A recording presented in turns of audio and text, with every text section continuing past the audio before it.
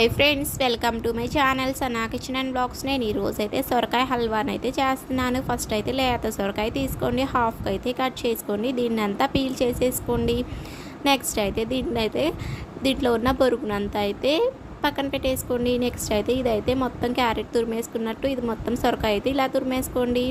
Next దీంట్లో ఉన్న water అంతా అయితే పిండేసుకోండి, వగురుగా లేకుండా మంచిగా అయితే హల్వా వస్తుంది. ఇదైతే 2 కప్స్ అయితే నేను పక్కన పెట్టేశాను. నెక్స్ట్ అయితే నెయ్యి వేసేసుకొని దీంట్లో జీడిపప్పు, బాదం పప్పు, కిస్మిస్ని అయితే దోరగా వేయించుకొని పక్కన పెట్టేసేయండి. ఇంకో స్పూన్ అయితే నెయ్యి వేసుకోండి. సొరకాయ తురుపులు అయితే దీంట్లోకి యాడ్ చేసేసుకొని మంచి వాసన వచ్చినట్టు అయితే కుక్ చేసేసుకున్న తర్వాత దీంట్లోకి 3/4 కప్ అయితే షుగర్ని యాడ్ చేయండి.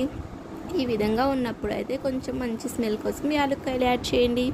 నెక్స్ట్ అయితే 1 కప్ మిల్క్ని అయితే యాడ్ చేసి మొత్తం హల్వా లాగా రెడీ అయ్యేదాకా ఉడికించండి. ఇంతే, tasty halwa ready. Bye friends.